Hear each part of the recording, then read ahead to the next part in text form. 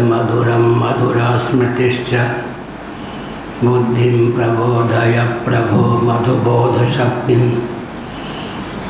विद्यां प्रयच्छ परमां परिभावयामि। कोमलं कूजयन् वेणुं श्यामलोऽयं कुमारकः वेदवेद्यं परं ब्रह्म भासतां हृदये मम। कूजन्तं राम रामेति मधुरं मधुराक्षरम् आरुह्य कविताशाखां वन्दे वाल्मीकिकोकिलं। निगमकल्पतरोर्गलितं फलं शुकमुखादमृतद्रवसंयुतं पिबत भागवतं रसमालयं मुहुरहो रसिका भुवि भावुकाः। तृणादपि सुनीचेन तरोरपि सहिष्णुना अमानिना मानदेन कीर्तनीय सदा हरिः। नारायणाखिलगुरो भगवन्नमस्ते शिवाय नमः शिवलिंगाय नमः। तन्मे मनः शिवसङ्कल्पमस्तु सर्वे भवन्तु सुखिनः। श्रीराम जय राम जय जय राम श्रीराम जय राम जय जय राम श्रीराम जय राम जय जय राम श्रीराम जय राम जय जय राम श्रीराम जय राम जय जय राम श्रीराम जय राम जय जय राम। धर्म की जय हो, अधर्म का नाश हो, प्राणियों में सद्भावना हो, विश्व का कल्याण हो। गौ माता की जय हो, गोहत्या बंद हो, भारत अखंड हो।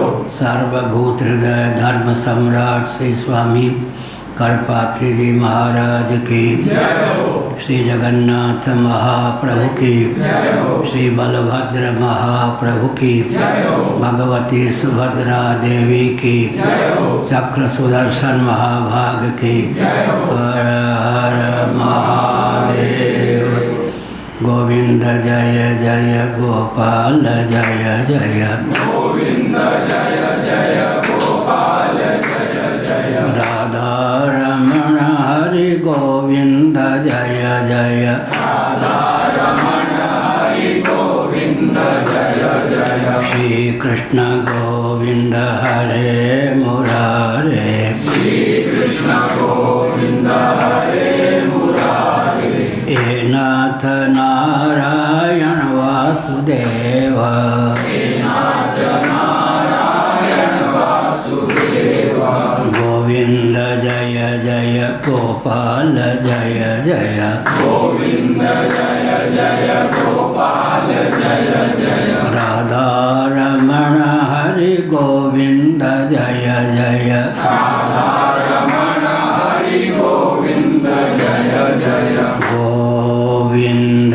जय जय गोपाल जय जय गोविंद जय जय गोपाल जय जय राधा रमण हरि गोविंद जय जय राधा रमण हरि गोविंद जय जय गोविंद जय जय गोपाल जय जय गोविंद जय जय गोपाल राधा रमण हरि गोविंद जय जय राधा रमण हरि गोविंद जय जय श्री वृंदावन बिहारी लाल की जय। हम हिंदू राष्ट्र बनाएंगे हम भारत भव्य बनाएंगे हिंदू सर से मान सर तक भारत बृहद बनाएंगे, भारत बृहद बनाएंगे। स्वस्तिक चिह्नित सूर्य अंकित, स्वस्तिक चिह्नित सूर्य अंकित। केसरिया ध्वज लहराएंगे, केसरिया ध्वज लहराएंगे। हम भारत भव्य बनाएंगे, हम भारत भव्य बनाएंगे। हम भारत बृहद बनाएंगे, हम भारत बृहद बनाएंगे। हम हिंदू राष्ट्र बनाएंगे, हम हिंदू राष्ट्र बनाएंगे। वंदे मातरम। वंदे मातरम। कौन तो 200 आनंदगिरी कहाँ से? तस्य ठीक।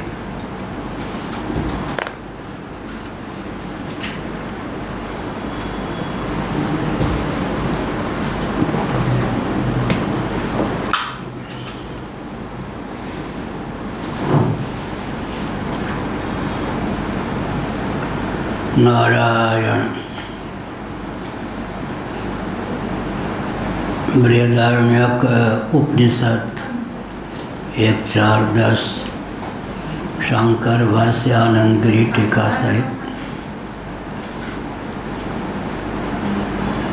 आनंदगिरी टीका तस्य दूसरी पंक्ति पैरा 1।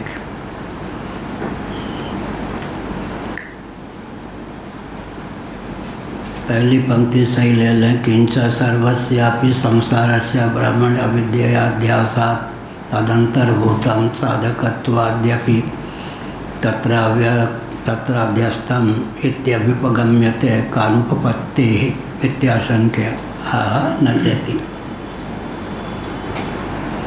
और भी जो भी संसार है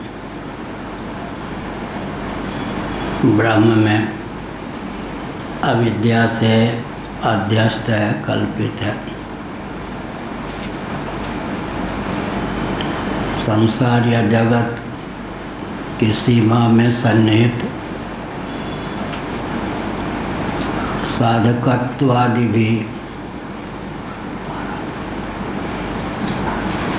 ब्रह्मात्म तत्व में अविद्या से परिकल्पित ही सिद्ध है। इस तथ्य को स्वीकार करने में भला आपत्ति ही क्या है। न च कहकर शंकराचार्य जी महाभाग ने इस तथ्य को उद्भाषित किया। भाष्य की पहली पंक्ति 269 पृष्ठ। न चैतावत्येवा क्षमा युक्ता भवता। इतने से ही आप अक्षमा युक्त न हो, अर्थात कुपित न हो जाएं, सत्य सहिष्णुता की चरम सीमा हो, तभी व्यक्ति अध्यात्म पथ में अग्रसर होता है, सफल होता है। नारायण। फिर तस्य तस्मिन् कल्पितत्वं कुतोऽवगतं इत्याशंक्या। यह जो संसार या जगत है ब्रह्म तत्व में अविद्या से अध्यारोपित या कल्पित है, भला किस श्रुति के बल पर, शास्त्र के बल पर इस तथ्य का अधिगम होता है, या तो बताइए। तो भाष्यकार भगवान ने श्रुतियों को समुद्रित किया। एकदैवानुद्रष्टव्यम कहकर, एकधा एव अनुद्रष्टव्यम। वस्तु स्थिति तो ऐसी है, इसलिए शास्त्र और गुरु के अनुगत होकर विविधता में एकत्व का दर्शन करना चाहिए। अर्थात जगत चिद्विलासी है, चिद्विवर्त ही है, चिन्मय ही है, चिन्मात्र ही है। इस तथ्य का अधिगम करना चाहिए। जगत चिदाश्रित है, जगत चिद्विलास है, जगत चिद विवर्त है, जगत चिन्मय है, अंत में जगत चिन्ह मात्र है।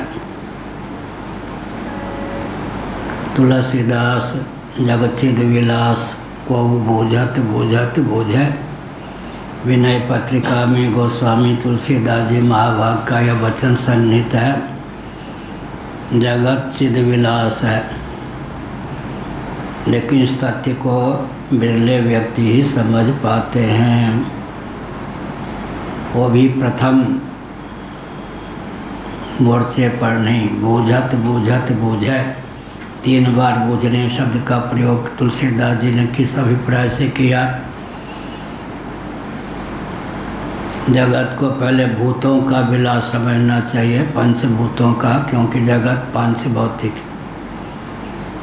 उसके बाद प्रकृति या माया या व्यक्त का विलास समझना चाहिए।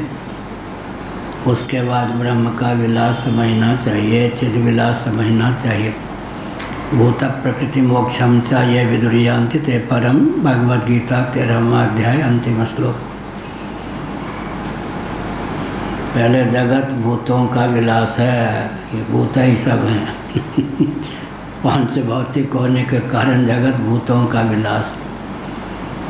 इतनी सहिष्णुता आ जाए तब पंचभूतों का उपादान कारण तो प्रकृति है, तो प्रकृति का विलास है। और अंत में ब्रह्म शक्ति रेव प्रकृति ही निरालंबोपनिषद।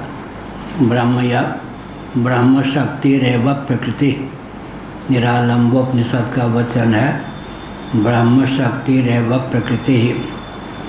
और श्वेता स्वतर उपनिषद का वचन है मायाम तु प्रकृतिम विद्यात्। जगत भूतों का विलास है, प्रकृति का विलास है। प्रकृति क्या है? परमात्मा की शक्ति है। वो शक्ति का विलास होता है, वो शक्तिमान का भी विलास होता ही है। इस प्रकार से जगत चिद विलास भी सिद्ध होता है। जगत चिदाश्रित है, चिद विलास है। विवक्षावसात चिद विवर्त है कह सकते हैं। जगत चिदाश्रित है, ये तो वैष्णव संत भी मान लेते हैं, विद्वान। जगत को चिद विलास मानने में भी उन्हें कोई आपत्ति नहीं होती। चिद विवर्त शब्द उनको कटु लगता है, लेकिन अंत में जगत को चिन्मय और चिन्मात्र भी मान ही सकते हैं। विशुद्धाद्वैत आदि के अनुसार केवल चिद विवर्त कहने में या मानने में उनको कठिनाई होती है, जगत को मिथ्या नहीं मानते। लेकिन ब्रह्म सत्यम जगन मिथ्या या निरालंबोपनिषद का वचन है, कहाँ जाएंगे? और जीवो ब्रह्म या शुक्र राशियोपनिषद का वचन है। तो भगवान शंकराचार्य ने इन वचनों को उद्धृत किया, इन्हीं से वो लोग चिढ़ जाते हैं।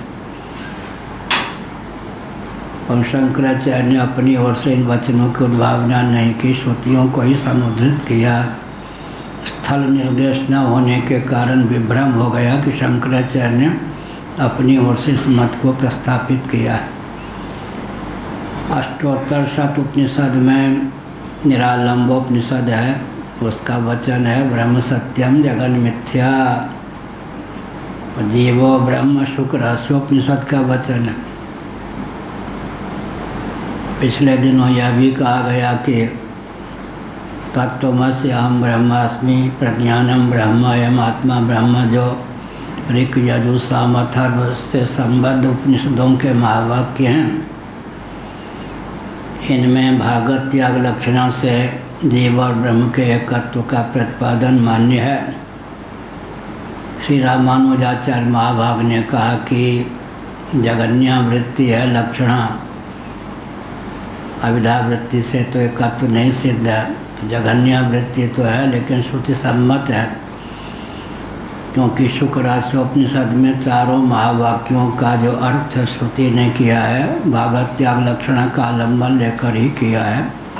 इस प्रकार से जगत को मिथ्या कहना भी उचित है। पिछले दिनों इस तथ्य को उद्भाषित किया गया कि कोई यात्रा कर रहा था, मार्ग में एक किनारे उसको रस्सी सर्प के रूप में दिखाई पड़ी। उसने सर्प को सत्य समझा, ठीक है, या उसको तो सर्प दिखा तो सत्य समझा उसने।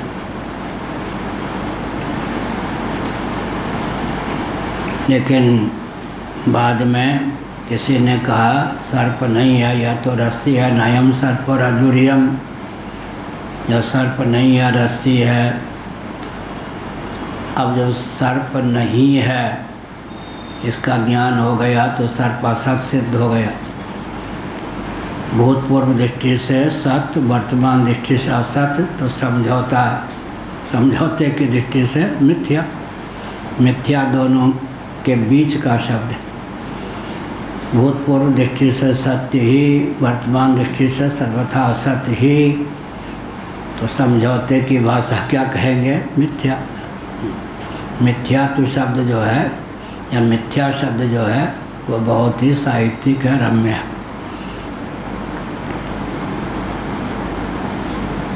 सदसत भी कहते हैं, भागवत का प्रस्थान है। पिछले दिनों बताया गया कि सत सत ही है, असत असत ही है, सदसत कोई पदार्थ नहीं हो सकता। एक कालावच्छेदेन।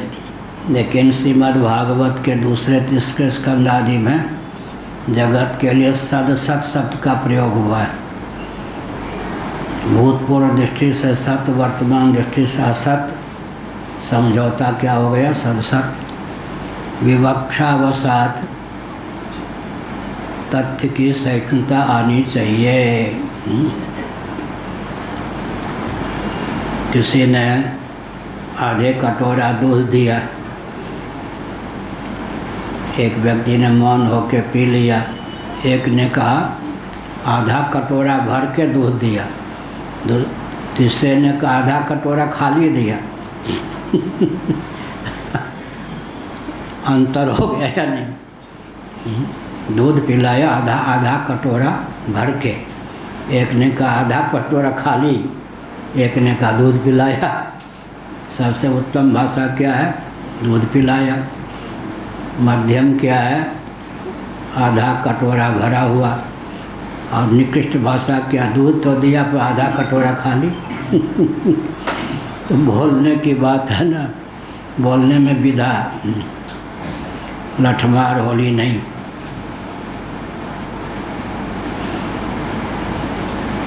मैं पद यात्रा में था ब्रज की, एक वैष्णव संत के यहाँ रात में रुका। उन दिनों संग्रहणी का चपेट अधिक था, 2 बार विष दिया गया था, 36 बार मुझे कांच दिया गया था।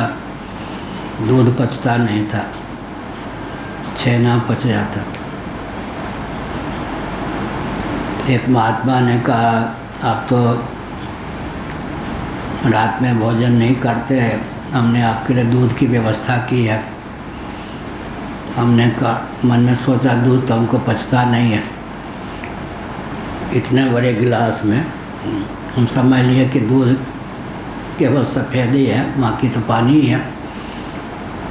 मैंने कहा कि महंत जी अपने लिए भी कुछ रखिए बचा के। निकल गया सत्य, मैंने पानी मिला दिया, मैं पानी मिला हुआ थोड़ा पीऊँगा। हमने कहा अच्छा। सत्य निकल ही गया। वो आपके लिए है। हमने कहा अच्छी बात, हमने थोड़े कहा था पानी मिला के दीजिए, बेईमानी प्रकट हो गई। इसलिए जगत सत्य है या नहीं? कहा शास्त्र के अनुसार जगत को सत्य कोई कहे तो नाराज क्यों होना चाहिए? सत्यस्य सत्यम जो श्रुति है, सत्यस्य संबंध विभक्ति घटित सत्य का अंत में प्रथमा विभक्ति घटित सत्य, जगत सत्य हुआ या नहीं? सत्यस्य सत्यम, परमात्मा सत्य के भी सत्य। परमात्मा सत्य के भी सत्य माने परम सत्य, तो जगत भी सत्य हुआ या नहीं? असतो मां सद्गमय में जगत क्या हो गया? असत। ब्रह्म सत्यम जगन मिथ्या में जगत क्या हो गया? मिथ्या। तो बोलने के लहजे में भेदवान, सत्य भी कह सकते हैं, असत भी कह सकते हैं, मिथ्या भी कह सकते हैं। जब असत कहेंगे तब, असत कहेंगे तब क्या होगा? जिसने सर्प रस्सी को रस्सी ही समझा, उसके लिए उस रस्सी को सर्प कहना असत हुआ या नहीं? उसके लिए सर्प असत हुआ या नहीं? सर्प असत है। इसीलिए तेजो बिंदु उपनिषद में लोग चौंक जाते हैं कि किसी ने बाद में लिख दिए उपनिषद के नाम पर, जगत को बंध्या पुत्रवत भी कहा गया है, रज्जु सर्पवत भी कहा गया है, सुक्ति रजतवत भी कहा गया है, और नवनील्यवत भी कहा गया। क्या? जगत को बंध्या पुत्रवत भी कहा गया। बंध्या पुत्रो न तत्वेन माया वापि जायते, शंकराचार्य जी का वचन है। बंध्या पुत्रो न तत्वेन माया वापि जायते। बंध्या पुत्र जो है तत्वतः तो उत्पन्न नहीं होता, माया से भी उत्पन्न नहीं हो सकता। मांडुक्य कारिका में भाष्य है, मांडुक्य कारिका, बंध्या पुत्रो न तत्वेन माया वापि जायते, गौड़पादाचार्य जी। बंध्या पुत्रो न तत्वेन माया वापि जायते। शंकराचार्य ने क्या लिखा? सत्य जो परमात्मा तत्व है माया से ही उत्पन्न हो सकता है, तत्वता नहीं। बंध्या पुत्र तो माया से भी उत्पन्न नहीं हो सकता। असत्य तो माया से भी उत्पन्न नहीं हो सकता। सत्य की उत्पत्ति जो होगी, सत्य तो उसको कहते हैं जो पहले से ही विद्यमान हो, तो विद्यमान की उत्पत्ति कहाँ से होगी? इसलिए मायिक उत्पत्ति मानते हैं। पिछले दिनों कहा गया कि अजातवाद है, सत्य से सत्य की उत्पत्ति असंगत, सत्य से असत की उत्पत्ति असंगत, सत्य से सदसत की उत्पत्ति असंगत, असत से सत्य की उत्पत्ति असंगत, असत से सत असत सदसत तीनों की उत्पत्ति असंगत, सदसत से सत असत सदसत तीनों की उत्पत्ति असंगत। उत्पत्ति बनती नहीं है, लेकिन सर पे नाचता हुआ जगत दिखता है। इसीलिए शंकराचार्य ने कहा दिखता है तो आप ये नहीं कह सकते नहीं है।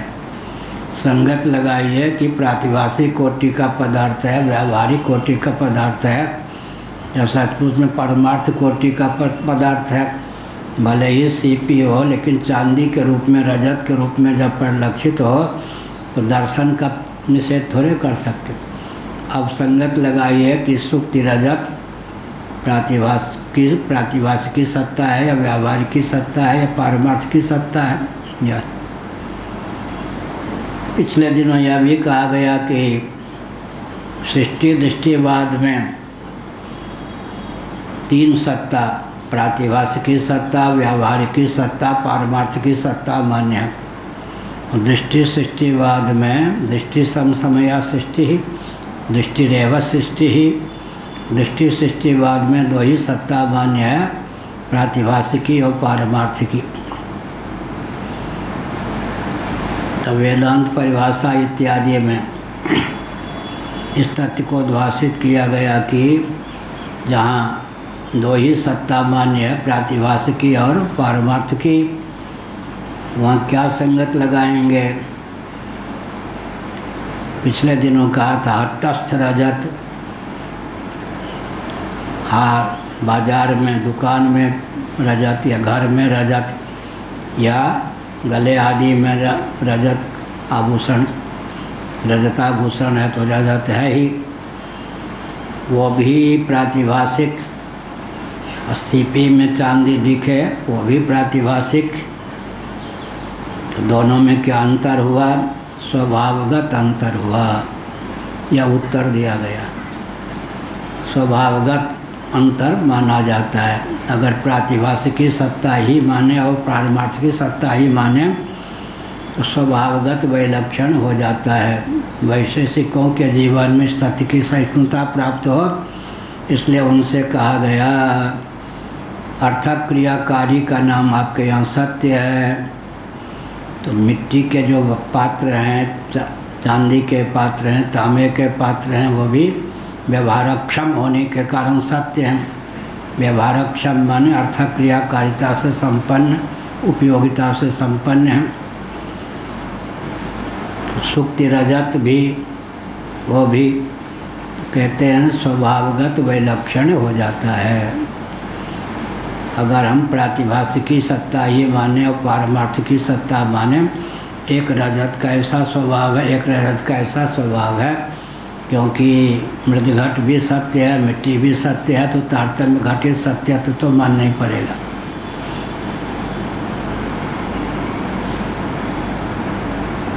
तो इसमें आश्चर्य की क्या बात है, साधकत्व इत्यादि। कल 4 भेद किया गया था, पामर, विषयी, साधक, सिद्ध। या पामर मर्यादा का अतिक्रमण करके विषय उपभोग करने वाला व्यक्ति पामर कहा जाता है। विषयी मर्यादा की सीमा में विषय लंपटता जिसके जीवन में हो, विषयी कहा जाता है। साधक अंत में कौन हुआ, विरक्त होकर केवल जीवन यापन के लिए विषय का सेवन करने वाला साधक हुआ। परमात्मा के परिमार्जन के उपयुक्त देहेंद्रीय प्राणांतकरण के पोषण के लिए ही अन्न जल आदि का सेवन करने वाला साधक हुआ। और सिद्ध कौन हो गया, जिसको परमात्मा तत्व का विधिवत ज्ञान है। तस्य तस्मिन् कल्पितत्वं कुतोऽवगतं, यह कहा एकधा श्रुति एकधैवानुद्रष्टव्यम। फिर यह सब उक्त श्रुति तात्पर्यं संकलत सर्वोहितया नेह नानास्ति किंचन भी कहा, यत्र हि द्वैतमी भवति भी कहा, एकमेवा द्वितीयम भी कहा। उक्त श्रुति तात्पर्यं संकलत सर्वोहितया, या तीसरी पंक्ति भाष्य की 269 पृष्ठ। सर्वो ही लोक व्यवहारो ब्रह्मण्यव कल्पितो न परमार्थतः सन इत्यल्प इदम उच्यता यमेव कल्पना पेशलेति। जितना भी लोक व्यवहार है सब ब्रह्म ही तो कल्पित है। साधकत्व कल्पित है, इससे आपको क्या डर लग गया। सर्वो ही लोक व्यवहारो ब्रह्मण्यव कल्पितो। एक थे रामाश्रम जी दंडी स्वामी, बांध पर रहते थे, चौमासे में हमसे पढ़ने के लिए आते थे वृंदावन। तो बढ़िया हंसाते थे, आयु में हमसे बहुत बड़े थे, 40 साल पहले की बात हो। वो हंसाते थे। वशिष्ठ जी ने राम जी से कहा, जो वशिष्ठ के आधार पर बोलते थे, राम जी ने परीक्षा ली वशिष्ठ जी को, जगत मिथ्या कहते हैं, तो मिथ्यात्व का ज्ञान भी गुरु जी को है या नहीं। एक हाथी छोड़ दिया। वशिष्ठ जी ने प्राण बचाने के लिए किनारा पकड़ लिया। गुरु जी आप तो कह रहे मिथ्या, तो हाथी छोड़ दिया, तो आप प्राण बचाने के लिए किनारे कैसे भाग गए। राम जी आधा वेदांत आपको आ गया, आधा नहीं। गजो मिथ्या तो भजो भी मिथ्या। भजो माने भगना। अरे आधे वेदांत आपने पढ़ा क्या। गजो मिथ्या, अगर गज मिथ्या है तो भजो भी मिथ्या। आपने आधा को सत्य समझ लिया, मेरा भगना भी मिथ्या। गजो मिथ्या भजो मिथ्या, भजो माने भगना भी मिथ्या। यह है राम जी, गजो मिथ्या तो भजो भी मिथ्या। सर्वो ही लोक व्यवहारो ब्रह्मण्य कल्पितो न परमार्थता सन। एक महात्मा थे विचित्र। अब वो हम लोग होते, मान लो सूर्यास्त के बाद गोमती के तट पर, वो चुपके से कहीं से आके गोमती में तेरे अब कोई ध्यान लगा रहा है, एकांत में बैठा है तो चौंकेगा। आप डर गए, कैसे ज्ञान, ये भी कोई बात। अब मैं तो कमरे में अपना कुछ चिंतन करता रहता हूँ, किवाड़ खोलने से आवाज़ होती है, पूरा शरीर थर-थर काँपने लगता है। अब कहें कि बहुत डरपोक है, और एकाग्रता में धक्का लगते ही व्यक्ति काँपने लगता है। क्या वो डर है या क्या है? स्वभाव है, मनोविज्ञान है। हाँ, यहाँ तक कि मैं अपना काम करता हूँ, ऐसे कोई ताली पट बजा दे तो उसी में से थर-थर काँपने लगता है। क्योंकि ये सब जो ज्ञान विज्ञान है, क्या ये चेला चेली पैसे पे ध्यान हो तो ये सब ज्ञान विज्ञान थोड़े टिकेंगे। इसलिए इसका नाम ही थोड़ा हो गया कि देहात्मवाद हो गए। गजो मिथ्या तो भजो भी, राम जी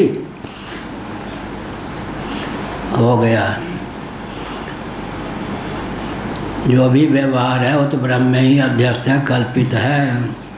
सर्वस्य द्वैत व्यवहार से ब्रह्मण कल्पितत्व प्रकृत नोद्यस्य अभाव आभासत्वं फलति इत्यल्पम। यह का 9वीं टिप्पणी। अनुपपन्नत्वं तुच्छत्वं यह हुआ। जितना भी द्वैत व्यवहार है सब ब्रह्म में ही कल्पित है। तो प्रकृति जो नोद्य है, शंका का समाधान, नो के स्थान पे चो होता है, तो हिंदी वालों के बीच में नो ही बोलना चाहिए, तो भी संस्कृत का ही शब्द हो जाता है। इसलिए हिंदी वाले जो हैं उनके सामने नोद्य, प्रकृत नोद्यस्य अभावत आभासत्वं फलति। हमारे पूज्य गुरुदेव चूतक प्रवाल वरहस्तव कोत्पलाब्जा मालानुपृत परिधान विचित्र वे सब मेरठ में भागवत के इस वचन पर प्रवचन कर रहे थे। एक हमारी कोई गुरु बहन थी, हमको आयु हमारी बहुत छोटी थी, छोटे भाई के समान मानती थी। अब उसको लगा कि महाराज ऐसे विद्वान बार बार चूत शब्द का प्रयोग कर रहे हैं। हमसे कहा कि बुरा मत मानिए, आपको तो मैं छोटा भाई मानती हूँ, महाराज ऐसा शब्द क्यों बोलते? हमने कहा आम के अर्थ में बोलते। यह है ना, तो संस्कृत वालों के बीच में अब वो हंसाने के लोग कहते हैं हाथ को हस्त कह दिया,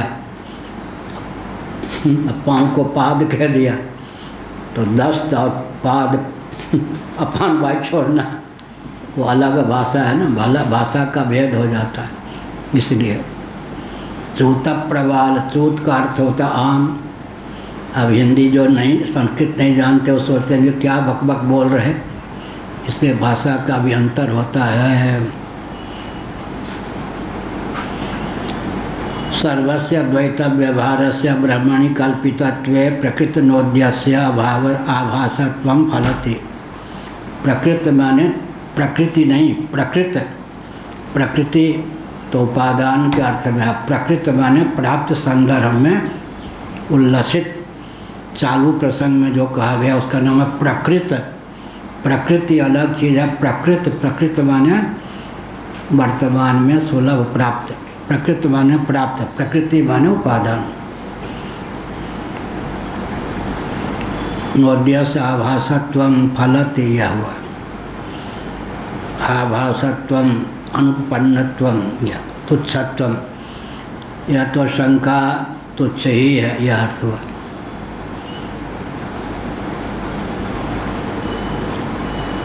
परपक्षम निराकृत्य स्वपक्षम दर्शयति। पर पक्ष का निराकरण करके स्वपक्ष दिखाते हैं। पर पक्षम परेष्टम ब्रह्म भाविपुम रूप ब्रह्म शब्दार्थम। ब्रह्म तो नहीं है, लेकिन अमुक साधक देवदत्त यज्ञदत्त कोई भी हो, भविष्य में साधन के बल पर ब्रह्म हो सकता है, यह हुआ। ब्रह्म भाविपुम रूप ब्रह्म शब्दार्थम, भविष्यत गति से जो ब्रह्म होगा उसको अभी से ब्रह्म कह दिया। या एक दिन बताया था हमको पूर्वाचार्य महाभाग सोनामदा निरंजन देव जी महाराज ने एकाएक बुलवा लिया, तो हम उनकी आज्ञा का पालन करके गए। उसके बाद जब लौटे तब स्वामी अखंडानंद महाराज ने बड़ा विचित्र अभिनय किया, हृदय से किया, बहुत हमको लाड प्यार देते थे। वो जो पुस्तकालय है ना कन्नौज में पूज्यपाद का, वहाँ एक कुर्सी सोफा सेट हमारे लिए, एक अपने लिए एक हाथ नीचे। कहा मेरे प्रति तो आपकी आस्था है, आज आप इस पर बैठेंगे, मैं इस पर बैठूंगा। मैंने कहा ये तो नहीं होगा। नहीं, जब आप शंकराचार्य हो जाएंगे तो हमको तो नीचे ही बैठना होगा आपसे, अभी से जरा अभ्यास करता हूँ। बैठा के माना, फिर लाड़ प्यार था उनका, स्नेह था। यही कहा। ये कहते हैं कि ब्रह्म भावी पुरुष क्या, आगे भविष्य में ब्रह्म होगा ये नहीं, पहले से ही ब्रह्म है। ब्रह्म तत्व का ज्ञान होगा ये नहीं कि तोड़ जोड़ करके कोई ब्रह्म हो जाएगा।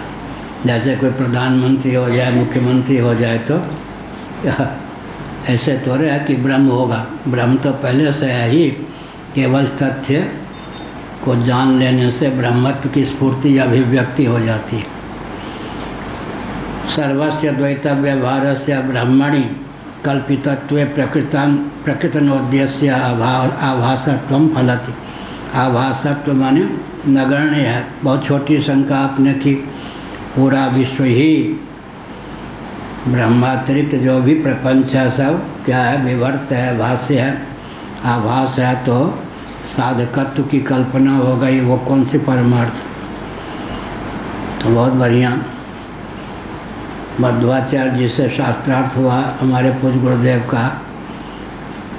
मध्वाचार्य जी ने कहा कि आप लोगों की नास्तिकता का की कोई पराकाष्ठा है? पराकाष्ठा आप लोगों की नास्तिकता। आपकी दृष्टि में तो शास्त्र भी मिथ्या हैं। महाराज ने कहा मेरी दृष्टि में, शंकराचार्य की दृष्टि में या शास्त्र की दृष्टि में? शास्त्र स्वयं क्या कहते हैं, वेदा अवेदा भवन्ति। लो जी, सुसुप्ति में ही वेद अवेद हो जाते हैं। खराओं तो मंच पे ही छोड़ के भागे फिर मध्वाचार्य जी। सच्ची घटना, उस समय के मध्वाचार्य, हमने उनका दर्शन भी किया है, प्रवचन भी सुना है। वृंदावन में प्रभुदत्त ब्रह्मचारी जी ने उनको एक बार बुलाया था। यह क्या हुआ, शास्त्र भी जो हैं ब्रह्मातिरिक्त जब सब मिथ्या है तो वेदांत शास्त्र भी अबाध्य तो नहीं है, बाध्य ही है। लेकिन आपस में समसत्ता जिसकी लखी, साधकता बाधकता जिसकी, या आपस में समसत्ता जिनकी लख, साधकता बाधकता तिनकी समसत्ता है। इसका मतलब है कि अज्ञान के निवर्तक तो शास्त्र हो ही जाते हैं। इस प्रकार से शास्त्र परमार्थ सत्य न होने पर भी मिथ्या ज्ञान के निवारक हो गए, निवारक। तो आपस में समसत्ता में साधकता बाधकता परिलक्षित होती ही है। राम जी गजो मिथ्या तो भजो मिथ्या। परपक्षम निराकृत्य स्वपक्षम दर्शयति। 12 में श्रेष्ठम तम, स्वयं को जो अभीष्ट है। 2 प्रकार की शैली होती है। पहले तो स्वपक्ष का प्रस्थापन होता है, बाद में परपक्ष का निराकरण होता है। कभी कभी प्रसंगवश परपक्ष का निराकरण हो जाता है, फिर स्वपक्ष का मंडन होता है। कवर्धा में व्यक्ति था छत्तीसगढ़ में, जो बोलूँ वो 3 बार कहता नहीं नहीं नहीं। हमने डांट दिया, फिर कहता नहीं नहीं नहीं। हमने वो डांटने के पात्र तकिया कलम। और जो बोलता था 3 बार नहीं नहीं नहीं। एक पंडित थे, तो चित सुखी की कोई बात थी। महाराज ने वो पंडित को बुलाया, पंडित जी को, काशी के। आप ये जो पैराग्राफ है इसका अर्थ किस प्रकार करते हैं? तो पंडित जी पढ़ाते थे लोगों को, महाराज के नीचे बैठे, समझे कि नहीं, समझे कि नहीं, समझे कि नहीं। अब बेचारे का आदत थी, पूज्य गुरुदेव को माता पिता गुरु सब मानते थे, लेकिन पढ़ाने की आदत थी, समझे कि नहीं, समझे कि नहीं, समझे कि नहीं। ये आपका शिष्य भी एक सुंदरगढ़ जिले में एक राउरकेला के पास में, अच्छा वैसे थे, अच्छा, वो भी ऐसे ही बोलते थे, समझे कि नहीं। हाँ समझे कि नहीं, तो तकिया कलाम इसको कहते हैं। कोई वाणी में ये दोष होते, तकिया कलाम, तकिया कलाम इसको कहते हैं। कोई न कोई परपक्षम निराकृत्य स्वपक्षम दर्शयति, परपक्ष का निराकरण करके स्वपक्ष का मंडन करते हैं, दर्शाते हैं। कभी स्वपक्ष का प्रतिपादन होता है पहले, परपक्ष का निराकरण बाद में होता है। कभी कभी परपक्ष का निराकरण पहले हो जाता है। भाई साहब, आपकी बात से मैं सहमत नहीं हूँ, वो कालत की विधा है। आपकी बात से मैं बिल्कुल सहमत नहीं हूँ। परपक्ष का निराकरण पहले हो गया, स्वपक्ष का प्रतिपादन बाद में हुआ। प्रसंगानुसार तद व्यतिरेकेण जगन्नास्ति इति सूचयति। तद व्यतिरेकेण, ब्रह्म तत्व के अतिरिक्त जगत तो है ही नहीं। तद व्यतिरेकेण जगन्नास्ति इति सूचयति। वही शब्द, वही कहकर एक दैवानुद्रष्टव्यम यह नानास्ति के यत्र ही द्वैतमेव भवति एकमेवा द्वितीयम इत्यादि वाक्य। सर्वो ही लोक व्यवहारो ब्रह्म, ये भी हो गया।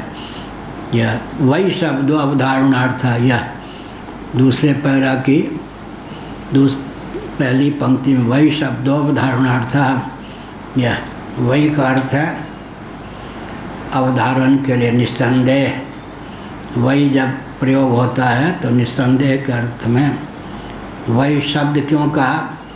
एक अक्षर भी प्रसंगानुसार शब्द हो जाता है।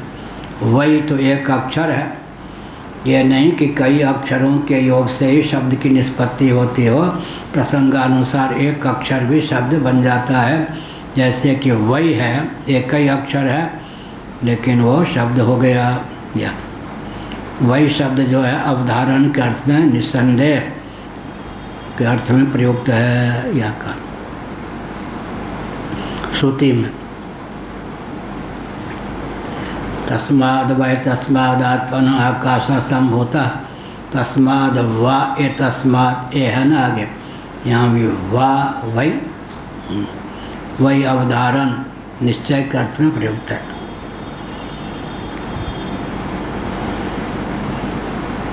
परपक्षम निराकृत्य स्वपक्षम दर्शयति तद्व्यतिरेकेण जगन्नास्ति इति सूचयति। तत्पदार्थम उक्त्वा त्वं पदार्थम कथयति। तत्पदार्थ को कह के त्वं पदार्थ का वर्णन करते हैं। इदम इति, इदम शरीरस्थम यद गृह्यते अग्रे प्राक् प्रतिबोधादपि ब्रह्मैव आसीत् सर्वं चेदम। यह का तत्पदार्थ, तत्त्वमसि में तत्पदार्थ, तत्पदार्थ माने तत्पद, तत्शब्द का जो अर्थ हुआ वो तत्पदार्थ। त्वम पदार्थ माने त्वम शब्द, पद माने शब्द, त्वम शब्द का जो अर्थ हुआ वो त्वम पदार्थ हुआ। तत्त्वम या वदन्ति तत्तत्त्वविदस्तत्त्वम या तत्त्वम, या दोनों का मिला सम्मिलित स्वरूप एक ही तत्व दोनों को उद्भाषित करे। तत्पदार्थ को कह के त्वम पदार्थ को कहते हैं। यह तत्पदार्थ बने ईश्वर, त्वम पदार्थ बने जीव। औपाधि धरातल पर दोनों में भेद, निरुपाधि धरातल पर दोनों में अभेद। तयोर वस्तुतो भेदम शंकित्वा पदांतरम व्याचष्टे प्राक इति। उनमें वस्तुतः भेद है, ऐसी शंका प्रस्तुत करके पदांतर की व्याख्या करते। पदांतर बने शब्दांतर की व्याख्या करते हैं प्राक कह करके। यह हो प्राक बने पहले। इदम शरीरस्थम यद गृह्यते अग्रे प्राक, यह प्रतिबोधादपि ब्रह्मैव आसीत्। अग्रे माने प्राक, अग्रे माने आगे। अब अग्रे शब्द जो है पीछे के अर्थ में यहाँ हो गया। अग्रे भी, पहले भी ये ऐसा ही था। यह अग्रे आगे होगा या नहीं, पीछे के अर्थ में अग्रे शब्द का प्रयोग हो गया। आगे भी ऐसा था माने पीछे भी ऐसा था। अग्रे शब्द जो है पीछे के अर्थ में यहाँ प्रयुक्त है। अग्रे भी माने इससे पहले भी। इसका अर्थ है कि कोई तोड़ जोड़ करके उपासना की प्रगल्भता से जीव ब्रह्म होता है, ऐसा नहीं। पहले से ही ब्रह्म रूप है। केवल इस तथ्य की अनभिज्ञता के वारण के लिए ब्रह्मोपदेश आचार्य के द्वारा किया जाता है। यह नहीं कि अब्रह्म होकर उपासना की प्रगल्भता से वो ब्रह्म हो जाता हो। बोध के पहले भी ब्रह्म ही था। वही शब्द अवधारणार्थ इदम शरीरस्थम यद गृह्यते अग्रे प्राक् प्रतिबोधादपि ब्रह्मैवासित सर्वम चेदम। सर्वम चेदम वो बोधा ही नहीं बल्कि सर्वम चेदम, जगत भी, दृश्य कोटि प्रविष्ट जितने पदार्थ हैं वो सब भी ब्रह्म ही थे, हैं, रहेंगे। और या भी जितने प्राणी हैं सब ब्रह्म ही। इदमास्पद अहमास्पद दोनों की ब्रह्म रूपता ही समझनी चाहिए।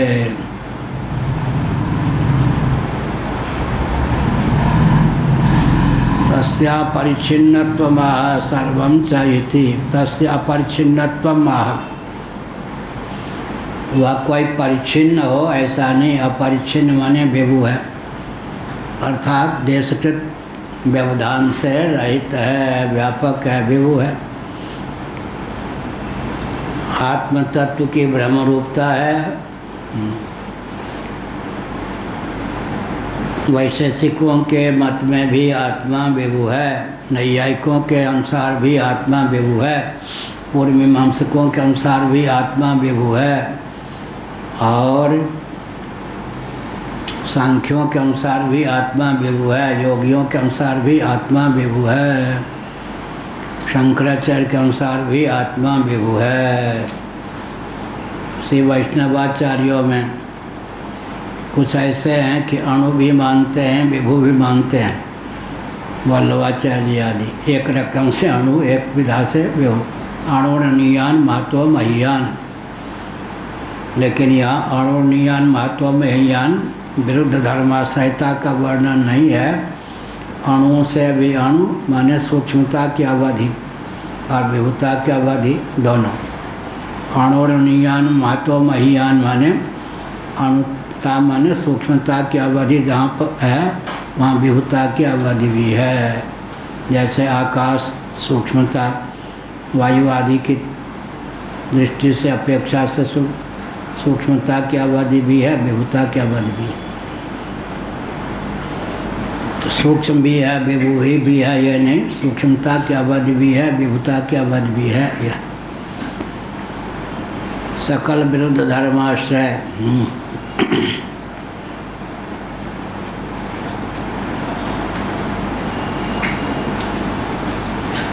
तस्यापरिच्छिन्नत्वम् कथम तर विपरीत देहित्याशंक्या। जब ऐसी बात है तब विपरीत बुद्धि होती ही क्यों है, यह तो बताइए। इस पर कहा किंतु या 269 पृष्ठ पर अंतिम पंक्ति भाष्य की।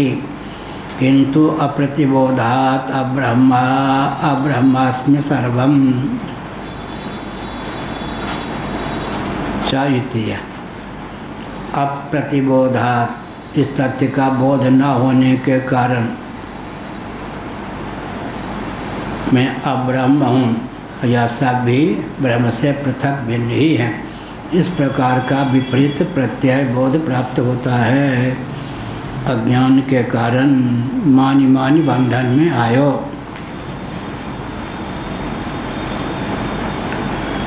अब का यथा प्रतिभासम कर्तृत्वादेर वाप्तद वत्वमाशंक्य शास्त्र विरोधान्मैवम् इत्याह परमार्थतः तु यः।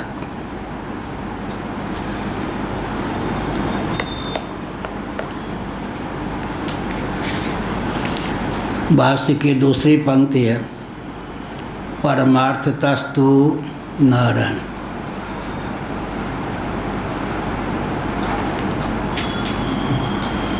सफरान जी वाले हैं क्या? अच्छा बोलो ठीक। वही रही है, आप बताइए पीछे पीछे बैठे।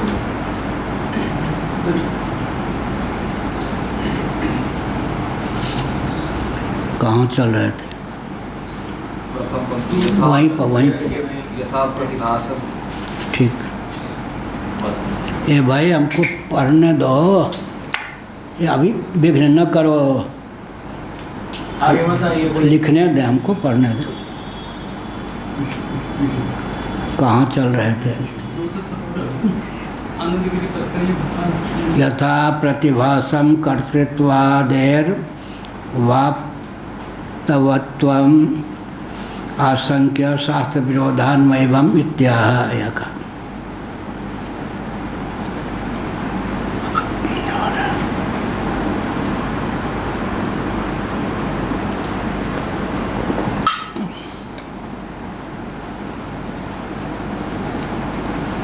कर्तृत्व, भोक्तृत्व, ज्ञातृत्व, प्रमातृत्व ये सब जो है औपाधिक धरातल पर है, इसलिए प्रातिभाषिक ही मान्य है।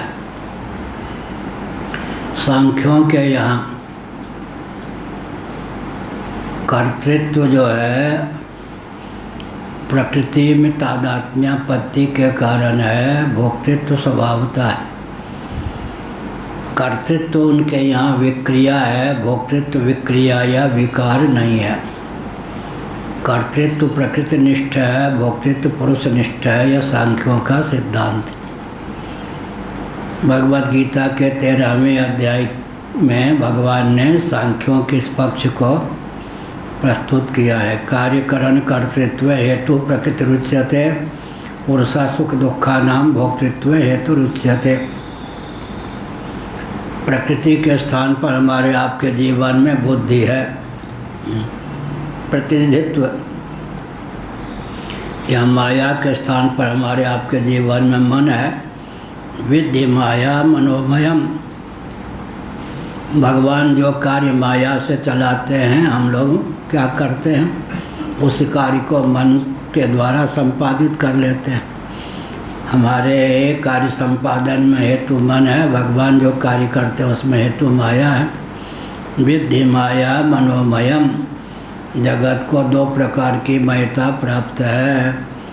ईश शिष्ट जो द्वैत प्रपंच है उसको माया मयता प्राप्त है। जीव शिष्ट जो द्वैत प्रपंच है, इस ईश शिष्ट द्वैत प्रपंच में अहंता ममता रूप जो जीव शिष्ट द्वैत प्रपंच है वो मन का उल्लास विलास। पंचदशी कार ने कहा स्त्री शरीर जितने हैं एकत्व की दृष्टि से, अस्तित्व को लेकर एकत्व की दृष्टि से ईश शिष्ट द्वैत प्रपंच के अंतर्गत है।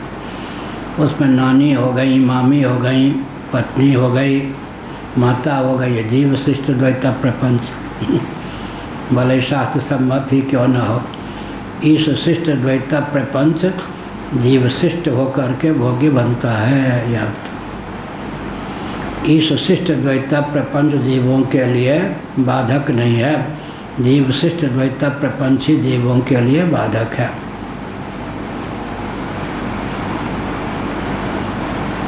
यथा प्रतिभासम कर्तृत्वादे वाप्तवत्वम आशंक्य शास्त्र विरोधान्मैवम्।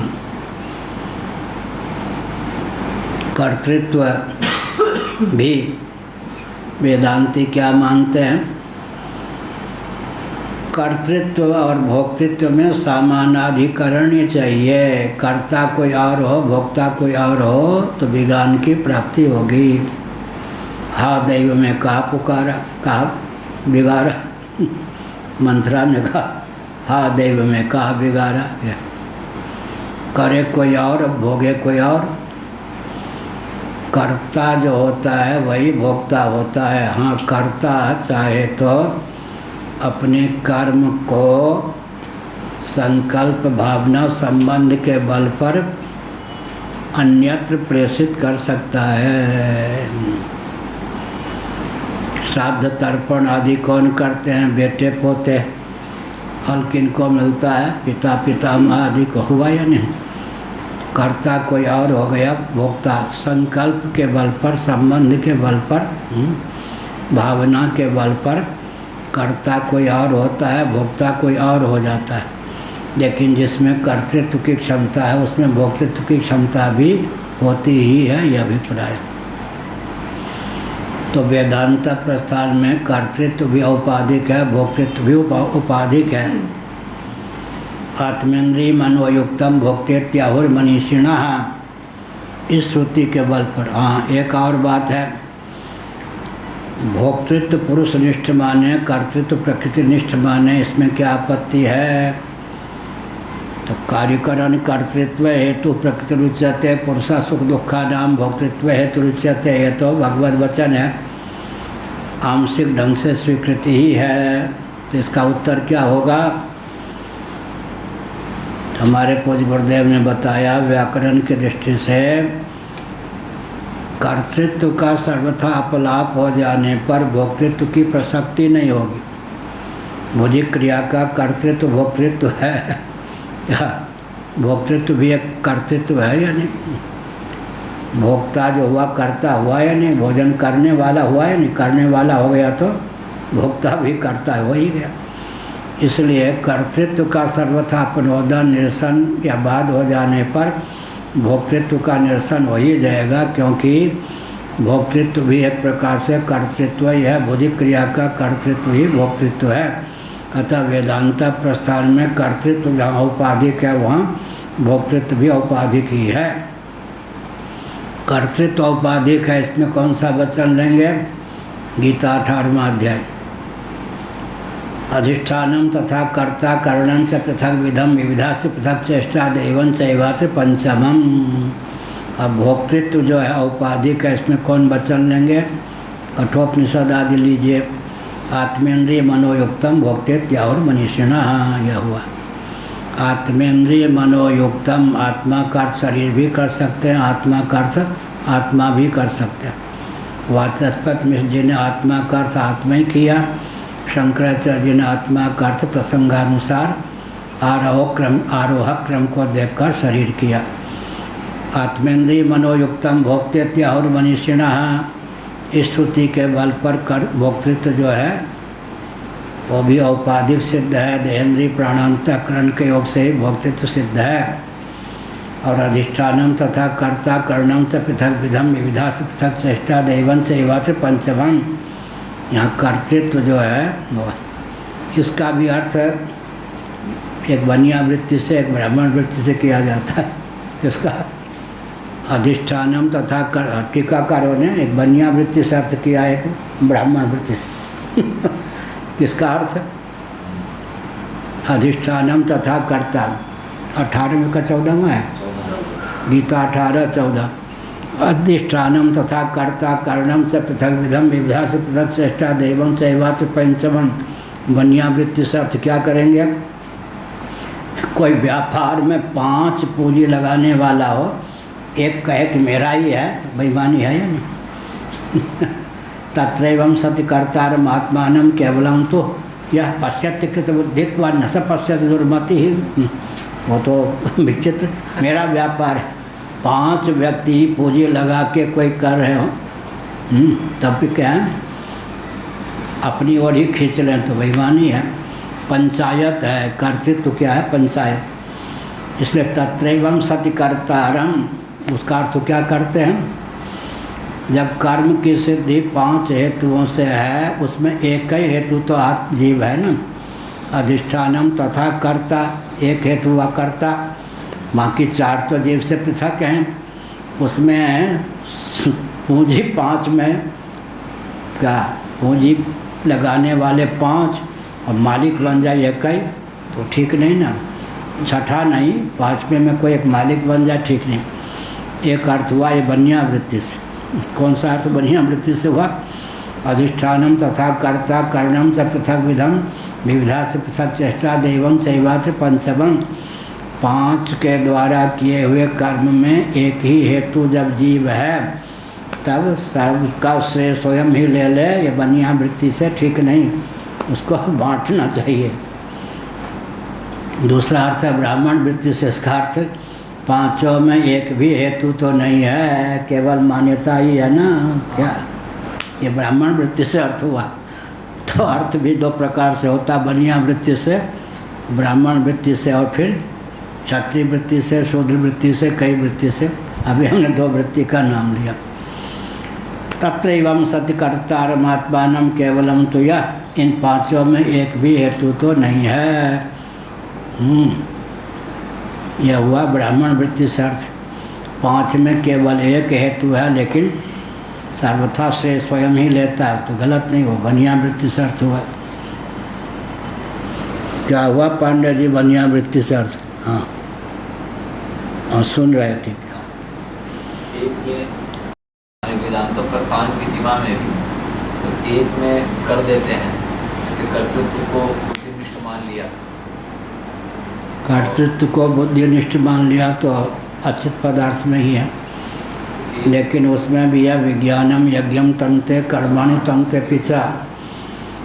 अचित में जो कर्तृत्व होता है, गौण होता है, इसलिए विज्ञानमय को साधिष्ठान साभास बुद्धि का नाम विज्ञान। साधिष्ठ बुद्धि की प्रधानता हो गई, 3 की प्रधानता होती है। बोलने की शैली कितनी हो गई? 3, ऊपर से, बीच से, नीचे से।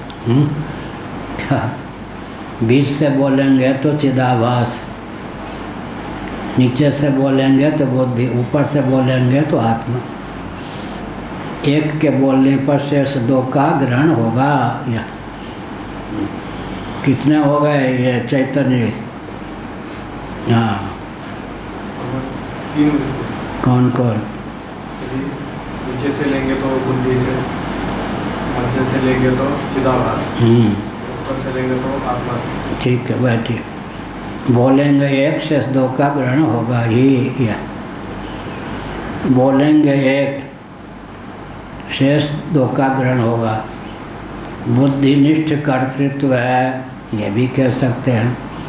तो उसमें क्या होगा? साधिष्ठान साभास जोड़ना पड़ेगा अपनी ओर से। साधिष्ठान साभास बुद्धिनिष्ठ कर्तृत्व है, न बोल करके बुद्धिनिष्ठ कर्तृत्व है बोल दिया।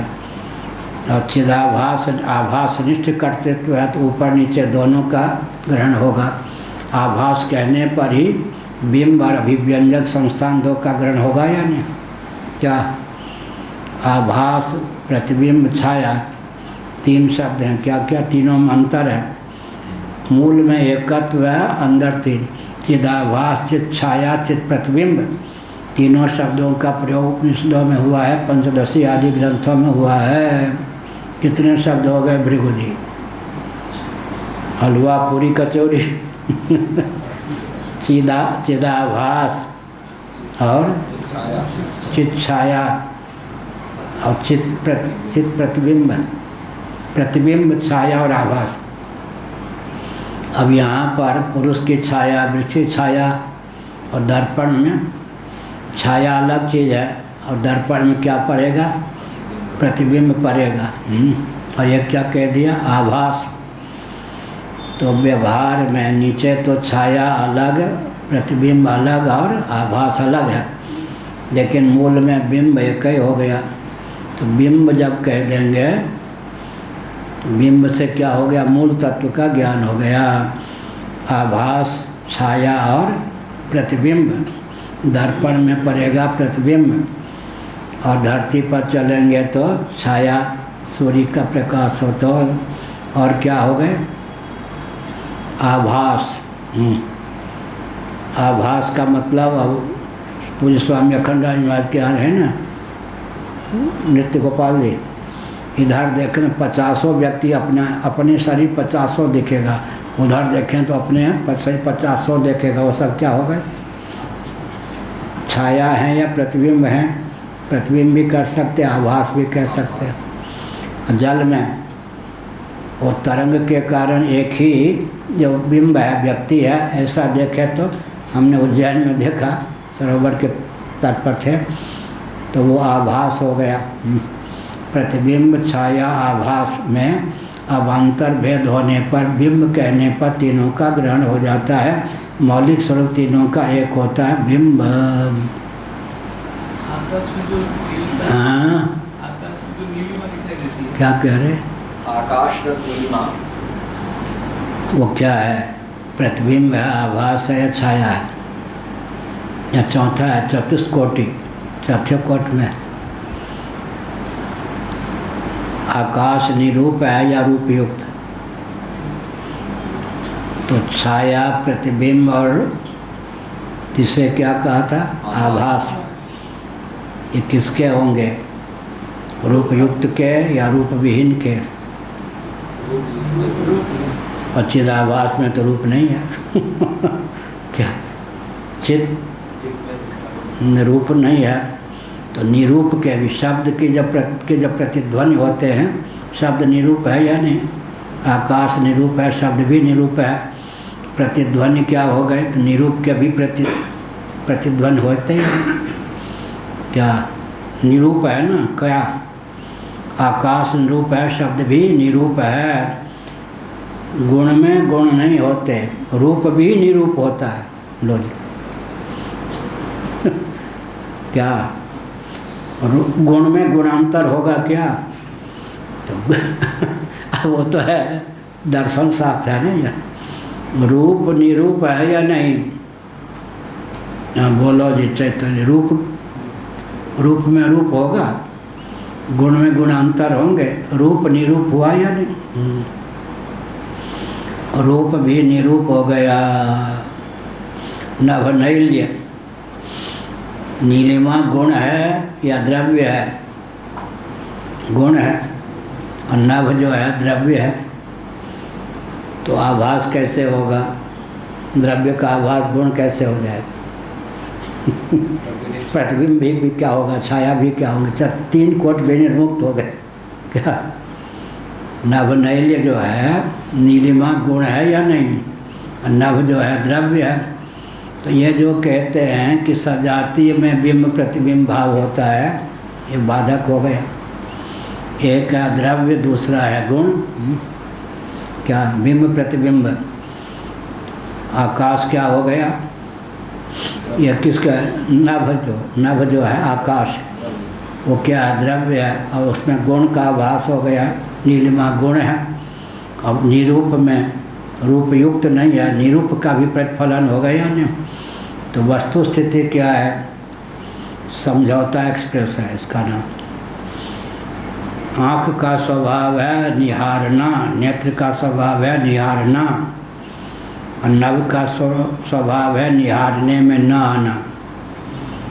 अब दोनों आँख नेत्र निहारे बिना नहीं रह सकता, नभ निहारने में का विषय नहीं बन सकता। दूरस्थ नभ में फिर क्या समझौता एक्सप्रेस हो जाता है भाई? तो नीलिमा जो है अनंतता का द्योतक है। क्या कहाँ लिखा है? श्यामात् सबलम प्रपद्ये। छांदोग्य उपनिषद का वचन है, श्यामात् सबलम प्रपद्ये। श्यामा श्याम। साहित्य में श्याम शब्द किसका अर्थ होता है? युवक युवती। षोडशी षोडश, 16 वर्ष की आयु की प्रशंसा होती है। 16 वर्ष में व्यक्ति युवक माना जाता है। युवती भी षोडशी शब्द कहते हैं। युवती के लिए षोडशी, और यहाँ 16 वर्ष का जो मनुष्य पुरुष हो तो यह है। तो फिर क्या कह रहा था मैं?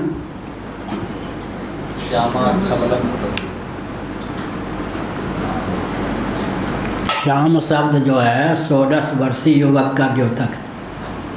श्यामा शब्द जो है 16 वर्षीय नायिका का द्योतक है। लेकिन यहाँ पर श्यामात् सबलम प्रपद्य, सबल माने सबल ब्रह्म, उपाधिक सबल ब्रह्म। श्यामात् सबलम प्रपद्य, श्याम का अर्थ हो गया असबल, निरुपम, निरुपाधिक। श्यामात् सबलम प्रपद्ये। श्याम तो है अगाधता का द्योतक, अनंतता का ख्यापक हो गया श्याम। उधर युवक या युवती का ख्यापक श्याम शब्द होता है, इधर अगाधता का द्योतक श्याम शब्द होता है। इसलिए श्याम सुंदर जब कहते हैं तो श्याम शब्द जो है क्या हो गया, अनंतता का ख्यापक। नेत्र निहारे बिना नहीं रह सकता, नभ निहारने में आ नहीं सकता, दोनों में समझौता हो जाता है।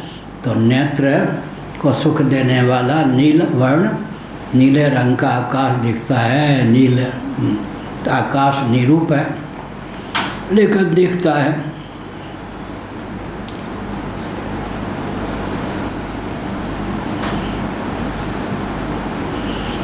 हाँ, कौन सी पंक्ति थी? हाँ, कौन सा पेज? कौन सी पंक्ति कह रहे थे? यथा प्रतिभासम कर्तृत्वा देरवान तब वत्वम आशंक्य शास्त्र विरोधान्वय भम्य। यथा प्रतिभासम यह का 5वीं टिप्पणी है। इसमें प्रतीति अनुरोधात्, प्रतीति के अनुरोध से मान सकते हैं यह कहते हैं। कर्तृत्व इत्यादि, मैं करता हूँ, मैं भोगता हूँ। प्रतीति का अर्थ क्या हुआ? त्रिपुटी के शिरोभाग में जो सामग्री है निसर्ग सिद्ध, उसी को लेकर आत्मबुद्धि की अभिव्यक्ति होती है। आप दृष्टा दर्शन दृश्य में कौन हैं? स्वभाव से व्यक्ति कहेगा, दृष्टा सामान्य अर्थ भी जानता है। प्रमाता प्रमाण प्रमेय में कौन है? क्या कहेगा? प्रमाता हूँ। ज्ञाता ज्ञान ज्ञेय में कौन है? ज्ञाता हूँ। तो फिर आसन से मत डोल रहे तो वही पे ये मिलेंगे। अगर आप त्रिपुटी के शिरोभाग में जो सामग्री है उसी में आपकी आत्मबुद्धि है तो मध्य और नीचे को लेकर तादात्म्य आपके जीवन में नहीं होना चाहिए। गीता के दूसरे अध्याय में अप्रमेय शब्द का प्रयोग है। भगवान शंकराचार्य महाभाग ने भाष्य में क्या लिखा? प्रमाता प्रमाण प्रमेय, प्रमेय अधोभाग में है यानी पराक सबसे नीचे, प्रमाण कौन है? बीच में है, ऊपर कौन है? प्रमाता। प्रमाण भी जब अप्रमेय है तो फिर क्या कहना कि प्रमाता अप्रमेय है? फिर क्या कहना? प्रमाता प्रमाण प्रमेय तीनों माने त्रिपुटी जिससे उज्जीवित है वो अप्रमेय हो। इसका नाम क्या है? कैमुतिका न्याय। पंचदशी कार ने कैमुतिका न्याय को किस प्रकार उद्भाषित किया? जीवित चूहिया ने भी जब बिल्ली को नहीं मार पाया तो मरी हुई चूहिया बिल्ली को क्या मारेगी? चूहिया देखा? चूहा, चूहिया। जीवित चूहिया ने जब बिल्ली को नहीं मार पाया तो मरी हुई चूहिया बिल्ली को क्या मार पाएगी? इसका नाम है कैमुतिका न्याय। फिर क्या कहना है? एक कोई व्यक्ति थे, जाट शरीर के थे, लेकिन ब्राह्मणी ने पालन किया था और वो जिसको देखो उसको शास्त्रार्थ की चुनौती दे देते थे। तो एक बार आए काशी में, करपात्री जी से शास्त्रार्थ करूँगा कह के। अब विचित्र बात है कि हमारे पूर्वाचार्य जी गुरुकुल में अध्यापक थे तो उनके वो विद्यार्थी रह चुके थे, जाट शरीर के थे और ब्राह्मणी ने पालन किया। मार्कंडेय जी महाराज भोजन बना रहे थे बाहर महाराज के लिए, बहुत बड़े विद्वान। कहाँ हैं करपात्री जी? मैं उनसे साक्षात्कार करने आया। मार्कंडेय जी ने कहा मैं तो उनका रसोईया हूँ, मुझसे ही पहले निपट लीजिए। उस जानता नहीं था अगर मार्कंडेय जी कितने योगी हैं। मैं तो उनका रसोईया हूँ, उनसे तो क्या मुझसे भी आप रसोईया हैं? हाँ, मुझसे बात कर लीजिए। अब 5-10 वाक्य जब मार्कंडेय जी ने झाड़ दिया संस्कृत में तो बेचारे भगे। तो वो आ गए। फिर कहा स्वामी अखंडानंद महाराज के यहाँ वामदेव महाराज उनके स्वभाव से परिचित थे। भावेश्वर मंदिर है ना, वहीं पहले प्रवचन होता था, ये भवन नहीं बनाता सत्संग वहाँ। तो वामदेव महाराज को वो मानते थे। वामदेव महाराज भी कहते विद्वान तो हैं ही उनके। वामदेव महाराज ने कहा कि आज मेरा प्रवचन नहीं सुनिए, ये जो हैं धनजी स्वामी इनका प्रवचन सुनिए, आयु में बहुत छोटे हैं। अच्छा सुनाओ। फिर हमारा प्रवचन सुना उन्होंने। फिर वामदेव जी ने कहा वो आप बोलिए। तो उन्होंने कहा मैं तो खंडन का स्वभाव वाला हूँ, तो खंडन नहीं कर सकता, इसलिए नहीं मौन नहीं रहूँगा, नहीं बोलूँगा। उसके बाद जहाँ भी मिलते थे हमको बहुत मानते थे। तो ये कहा। तो फिर क्या हुआ, मार्कंडेय जी ने क्या कहा, मुझे रसोई से ही आपने जीत सकोगे तो महाराज से क्या साक्षात करोगे। इसी का नाम है कैमुति का न्याय।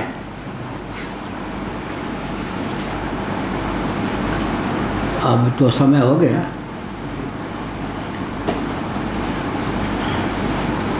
ओम पूर्णमदः पूर्णमिदं पूर्णात् पूर्णमुदच्यते पूर्णस्य पूर्णमादाय पूर्णमेवावशिष्यते।